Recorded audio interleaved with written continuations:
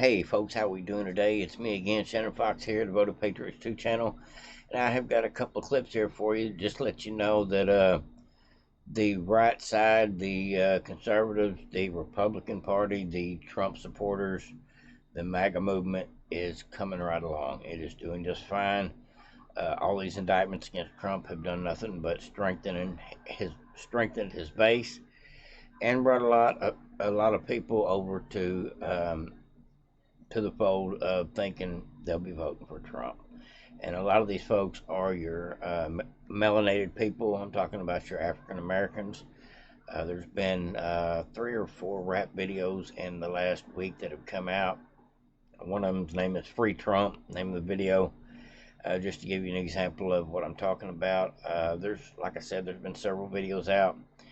There's been more political music come out in the last 6 months than I've ever seen before. There has been a movement that has started, and it is going in the right trajectory. It is now becoming trendy to support Trump, and whether that sounds like nothing to most people, it's actually a good thing.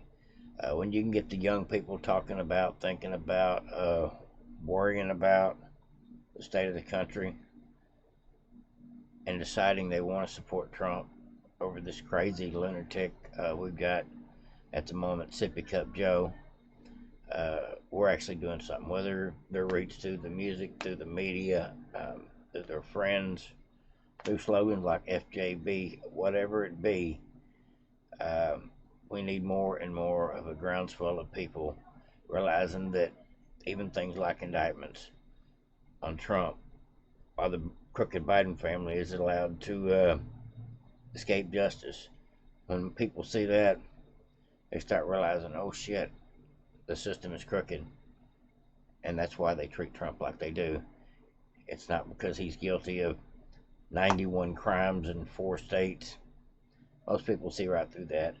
This is all about trying to take him off the ballot. Anybody with common sense sees that. Anybody with a conscience will not be voting to support any party that treats a politician like that with no real grounds to throw these charges at him. It's all just political interference, election interference. We all know that. But the Democrats are starting to panic. There's no doubt about it. They don't know what to do at this point. They're not going to be able to take him out with indicting him. That's only made him more popular. He's raised tons of money behind even his mugshot. This mugshot actually has made him more popular among the blacks and among people that have been incarcerated.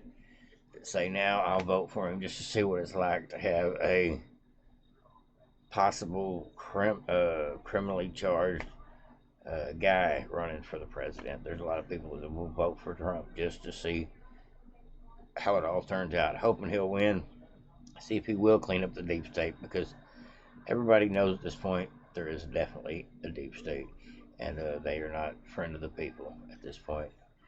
Doesn't matter if you're a billionaire named Donald Trump. If they can come get him, they can come get me and you. Easy as pie. And that's something to think about for everybody that does not vote for Trump, because Trump is going to fix a lot of this problem. And I don't think there's anybody else on the ticket that has any idea or plan to clean up this mess. Without that, we just get business as usual. Political persecution of J6 prisoners. People able to take each other out over political differences as a means of killing competition. We can't have that in America. Criminals ought to go to jail, but people that are innocent, especially running for president, should not be persecuted on anything they can think of because they got crooked judges and district attorneys. Now let's go ahead and get into this video, folks. I've got 2 video clips here for you, and they both, one of them's crying and the other one's telling the truth and crying a little too. This lady's name is Donna, I think her name is Donna Brazil. I've seen her a dozen times on This Week. It's an ABC show that comes on Sunday mornings, comes on here at the house. It's a local television channel, ABC here.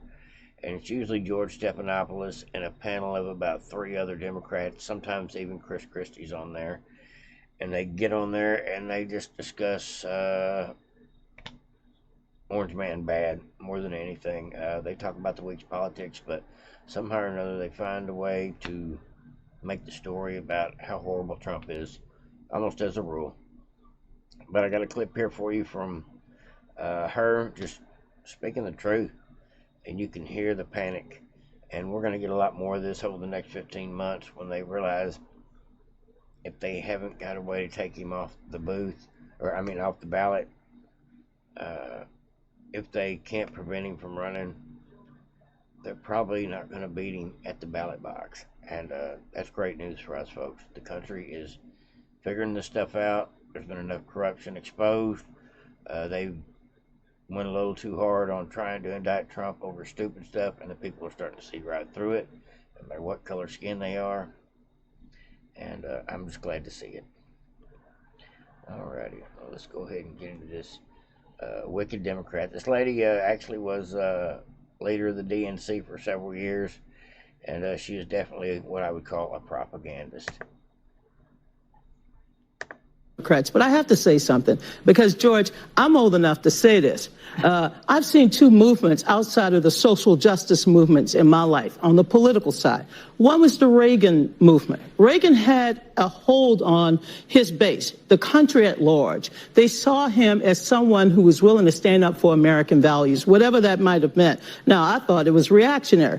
The other movement I saw was Barack Obama, hope and change. That galvanized the American people. I've never seen anything like this with Donald Trump. I mean, what doesn't kill you make you stronger? I mean, being convicted, being indicted, that's making him stronger. Raising $10 million using an ugly mugshot to raise money. This is a movement. And anyone who thinks that you can apply the old political rules to trying to defeat this candidate based on he's scary, he's ugly, whatever you might want to call him, this is a movement. And we have to respect the fact that it's a movement. I'll also just... But I have to say something. You hear that, folks? She has to respect the fact that it's a movement. And you're not going to be able to give it a new name like Ultra MAGA or Deplorables and change anybody's mind. Not one person on either side's mind with these labels and these white supremacist innuendos and all this stuff. You're not going to change popular opinion, and that's just a fact. Sounds like they're panicking, and she's at least telling the truth of the matter, is you're not about to sway people's vote against Trump. Now, as things progress with the Justice Department and with the Bidens and with Trump, we may find that more and more people get on board with deciding to register to vote Republican just to support Trump. I think that'd be great, folks. Let me go ahead and get into this other video, folks, I've got here for you. This is another crying soy boy. Now, they're worried not just that Trump will take back office, but what will happen when Trump takes back office. I'm talking about locking people up, not so much political prisoners, but people that have conspired against Trump and have done treasonous felonies, many things that they need to go to jail for. I'm talking about the Biden family. I'm talking about the Clintons. I'm talking about Obama. If they had anything to do with Trump's problems, including like the Russia hoax, which were fabricated, somebody needs to be held accountable, and that's just a fact of the matter. Now let's go ahead and get into this, folks. They sound a little panicked to me here, folks, and this is 15 months out. You got to remember that. But this is their state of mind on these woke MSNBC news station. And who might Trump target if he gets back in the White House? Well, you're looking at one of them, Alex, and I only say that half facetiously because, I've had a lot of conversations with folks for blowback and for other things about what Donald Trump would do in a second term.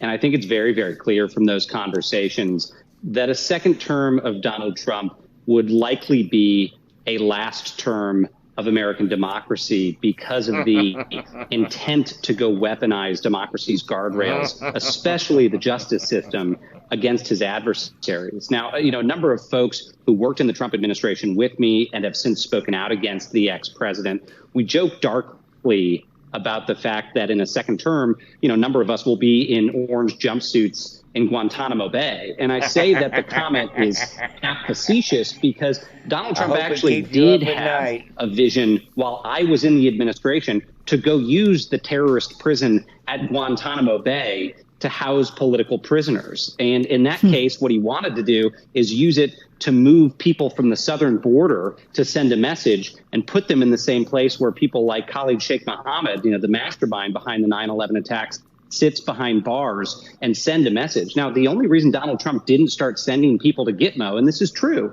is that he was convinced it would be too expensive and the facility couldn't house the number of people he wanted to send there. Now, that was the mindset of the man when he was president of the United States, and you have seen him since double down on his intention to, again, use the justice system for political purposes. And you believe the gall on this guy? He is crying about Trump using the Justice Department and the legal system as his political weapon against his enemies.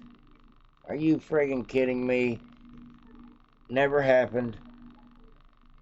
But if Trump gets back in, it's always a good possibility that Trump is going to do what they did to him, because he said it in a speech not even 2 days ago.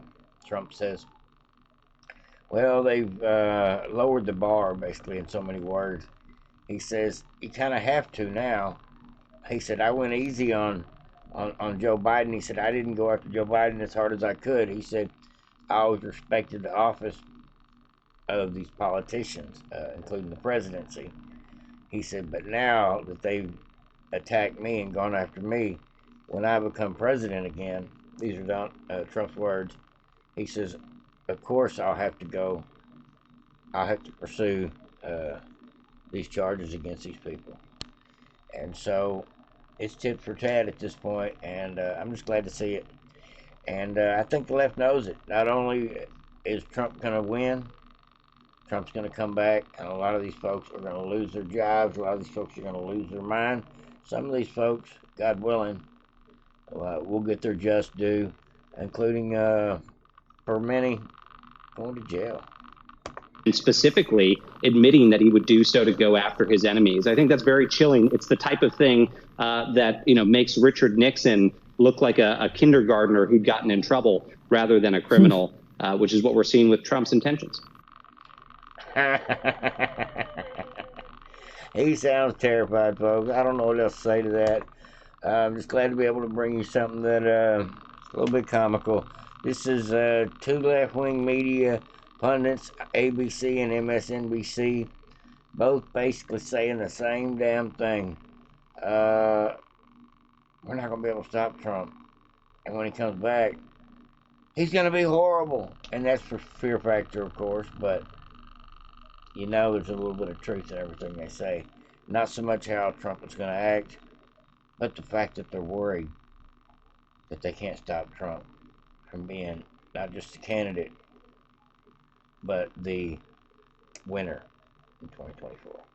Like, subscribe, and share to Vote of Patriots. Everybody have a great day. Over and out.